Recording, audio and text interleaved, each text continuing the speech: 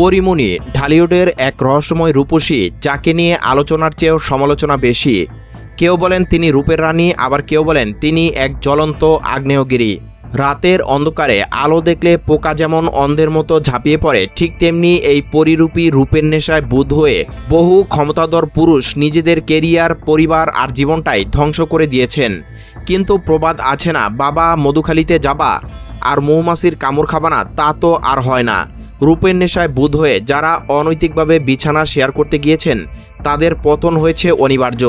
হোক তারা দেশের ক্ষমতাধর এমপি, পুলিশের সর্বোচ্চ পদের কর্মকর্তা কিংবা খোদ শেখ হাসিনার জামাতা।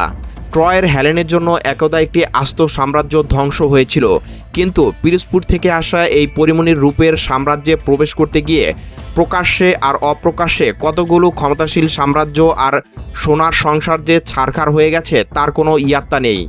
আজকের বাংলা ভাইরাল 24-এর বিশেষ প্রতিবেদনে আমরা আলোচনা করব এমন 5 জন ক্ষমতাধর ও কুখ্যাত পুরুষকে নিয়ে, যারা পরীমণির রূপের ও কামের ফাঁদে পড়ে নিজেদের জীবন চিরতরে বরবাদ করে ফেলেছেন। চলুন একে একে জেনে নেওয়া যাক কারা সেই 5 পুরুষ। আমাদের তালিকার 1 নম্বরে আছেন মাসরুর খন্দকার, যিনি মাসরুর হোসেন মিতু নামেও পরিচিত। তিনি আর কেউ নন, বাংলাদেশের সাবেক প্রধানমন্ত্রী শেখ হাসিনার মেয়ে সায়মা ওয়াজেদ পুতুলের স্বামী, অর্থাৎ খোদ শেখ হাসিনার জামাতা। অভিযোগ আছে এই মাসরুর হোসেন ও পরীমণির মধুর রুটের কারণে ধ্বংস হয়ে গেছে তার সংসার। ঘটনাটি 2021 সালের। দেশের অন্যতম শীর্ষ ধনী গোষ্ঠী বসুন্ধরা গ্রুপের মালিক সায়েম সোবাহান আনবির তখন কিছু গুরুতর আইনি মামলা থেকে রেহাই পেতে মরিয়া হয়ে ওঠেন। সেই সময় তিনি ক্ষমতাধর মাসরুরের শরণাপন্ন হন, আর মাসরুরকে খুশি করতে আনবির এক অভিনব ও অনৈতিক চাল চালেন। তিনি পরীমণিকে চড়া মূল্যে ভাড়া করে দুবাই পাঠিয়ে দেন। শুধু তাই নয়, দুবাইয়ের মাসরুরের প্রমোদ ভ্রমণের জন্য আনবির একটি বিলাসবহুল প্রমোদতরী বা ইয়ট ভাড়া করে দেন। জানা যায় ওই বিলাসবহুল প্রমোদতরীতে পরীমণিকে নিয়ে টানা 2 রাত কাটান মাসরুর খন্দকার। কিন্তু ক্ষমতার খেলা বড় অদ্ভুত। ব্ল্যাকমেলের অংশ হিসেবে সেই প্রমোদতরীতে পরীমণির সাথে মাসরুর কি করেছিলেন তার পুরো ভিডিও ফুটেজ ও ছবি রেখে দেওয়া হয়। পরবর্তীতে আলোচিত সাংবাদিক নাজমুস সাকিব এই অনৈতিক অভিসারের একটি ছবি সামাজিক যোগাযোগ মাধ্যমে ভাইরাল করে দেন। এর পরের গল্পটা তো সবারই জানা। এই চরম স্ক্যান্ডাল যখন জানাজানি হয়, তখন সায়মা ওয়াজেদ পুতুলের সাথে মাসরুর হোসেন মিতুর দীর্ঘদিনের বৈবাহিক সম্পর্কের চিরতরে বিচ্ছেদ ঘটে। পরীর রূপের আগুনে পুড়ে ছারখার হয়ে যায় শেখ হাসিনা জামাতার সংসার ও সম্মান। তালিকার 2 নম্বরে আছেন HBM ইকবাল। তিনি প্রিমিয়ার ব্যাংক PLC এর সাবেক চেয়ারম্যান এবং আওয়ামী লীগের সাবেক সংসদ সদস্য। এই ডাক্তার হোম সুপার মোহাম্মদ ইকবালও পরীমণির মধু লুটে নিতে গিয়ে নিজের ধ্বংস ডেকে এনেছেন।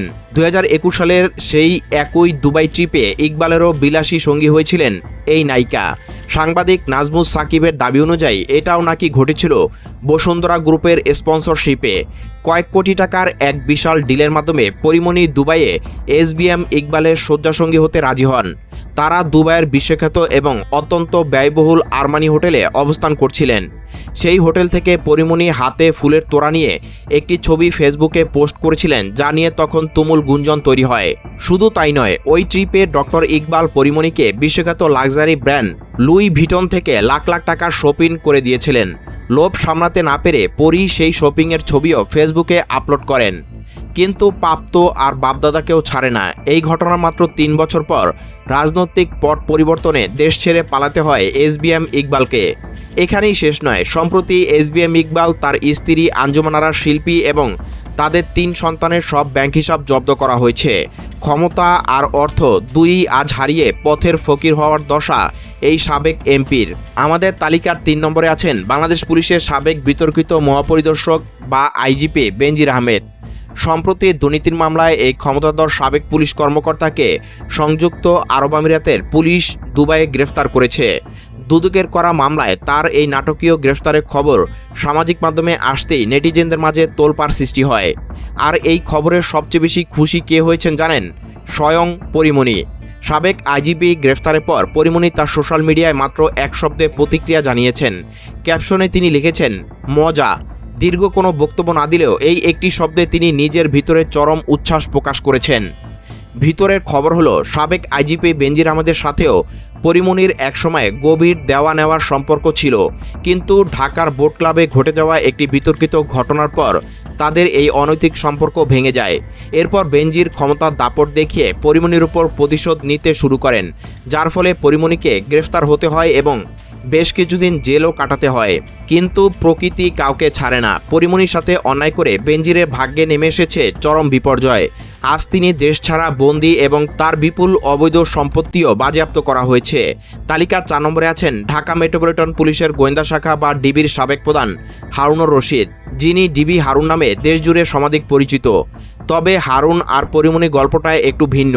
ডিবি হারুন কখনোই পরিমণির পছন্দের তালিকায় ছিলেন না।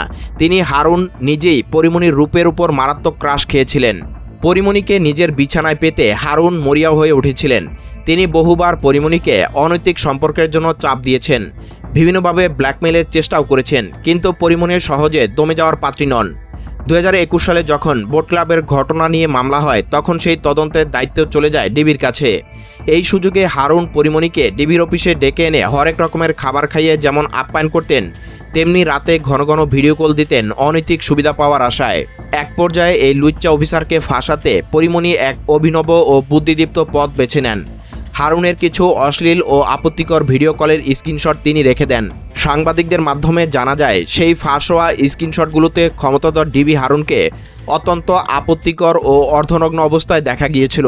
হারুন শেষ পর্যন্ত পরিমণিকে পুরোপুরি ভোগ করতে পেরেছিলেন কিনা তা নিশ্চিত না হওয়া গেলেও পরীর সংস্পর্শে এসে তার ধ্বংস কিন্তু ঠিকই ত্বরান্বিত হয়েছে। 2024 সালের আগস্ট মাসে ছাত্র জনতার গণঅভ্যুত্থানে সরকার পরিবর্তনের পর থেকে এই দাপুটে ডিবি প্রধান লোকচক্ষুর আড়ালে চলে যান এবং বর্তমানে তিনি পলাতক ও আত্মগোপনে আছেন। আমাদের তালিকার সর্বশেষ এবং সবচেয়ে আলোচিত চরিত্র হলেন ডিবি পুলিশের সাবেক অতিরিক্ত উপকমিশনার এডিসি মোহাম্মদ গোলাম সাকলাইন।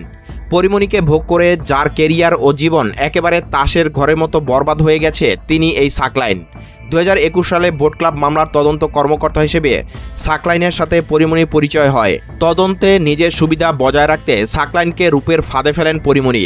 এরপর শুরু হয় তাদের পরকীয়া ও অনৈতিক প্রেম। 2021 সালে 1 আগস্ট ঢাকার রাজারবাগের সরকারি কোয়ার্টারে সাকলাইনের বাসায় সগৌরবে প্রবেশ করেন এই নায়িকা। সিসিটিভি ফুটেজে দেখা যায়, সকালে পরিমণি নিজের গাড়ি নিয়ে সাকলাইনের বাসায় যান এবং প্রায় 18 ঘন্টা রাত্রি যাপন শেষে গভীর রাতে বের হন। পরবর্তীতে ইন্টারনেটের কল্যাণে রাজারবাগের সেই সরকারি বাসায় সাকলাইন আর পরিমণির রোমান্টিক স্টাইলে কেক কাটার ভিডিও দেশজুড়ে ভাইরাল হয়ে যায়। এই কলঙ্কিত ঘটনার পর প্রথমে সাকলাইনকে ওএসডি করা হয়। সরকারি তদন্তে তাদের মোবাইল ফোনে কল রেকর্ড এবং ফেসবুক মেসেঞ্জারে চ্যাট ঘেটে প্রমাণিত হয় যে এটি কোনো পেশাগত সম্পর্ক ছিল না, বরং ছিল একটি চরম অনৈতিক ও পরকীয়া প্রেমের সম্পর্ক। সর্বশেষ খবর হলো, পরিমণির সঙ্গে রাত্রিযাপন ও অনৈতিক সম্পর্কের বিষয়টি শতভাগ প্রমাণিত হওয়ায় এই সাকলাইনকে চাকরি থেকে বাধ্যতামূলক অবসরে পাঠানো হয়েছে। স্বরাষ্ট্র মন্ত্রণালয় থেকে তার এই বাধ্যতামূলক অবসরের প্রজ্ঞাপনের সারসংক্ষেপে অনুমোদন দেওয়া হয়েছে। এক পরীর রূপের আগুনে পুড়ে শেষ হয়ে গেল একজন তরুণ এবং অত্যন্ত মেধাবী পুলিশ অফিসারের গোটা কেরিয়ার। এখানেই কিন্তু শেষ নয়। পরিমণি রূপের আগুনে যারা হাত দিয়েছেন তাদের প্রায় সবারই অবস্থা হয়েছে ভয়াবহ। বোট ক্লাবে পরীর সাথে দুর্ব্যবহার করা প্রভাবশালী ব্যবসায়ী নাসিরুদ্দিন মাহমুদকে দীর্ঘদিন জেল খাটতে হয়েছিল।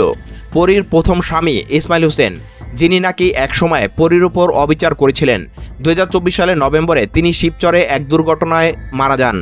গত 30 বছরে পরিমণির সাথে যারাই বিন্দুমাত্র অন্যায় করেছে তাদের করুণ পরিণতি দেখে নেটিজেনরা অনেকেই ভাবছেন, আসলেই কি পরীর ওপর কোনো অলৌকিক গজব আছে? কাকতালীয় হলেও এই ক্ষমতাধর পুরুষদের এই করুণ ও লজ্জাজনক পরিণতির পিছনে পরিমণির অভিশাপ কিংবা কামের ফাঁদ কতটা দায়ী? আপনার মূল্যবান মতামত অবশ্যই আমাদের কমেন্ট বক্সে লিখে জানান। ভিডিওটি ভালো লাগলে একটি লাইক দিন, বন্ধুদের সাথে শেয়ার করুন এবং এরকম আরও চাঞ্চল্যকর ও ভাইরাল খবরের আপডেট পেতে আমাদের চ্যানেল বাংলা ভাইরাল 24 এখনই সাবস্ক্রাইব করে বেল আইকনটি বাজিয়ে রাখুন। ধন্যবাদ সবাইকে। দেখা হবে পরবর্তী ভিডিওতে। ভালো থাকুন, সতর্ক থাকুন।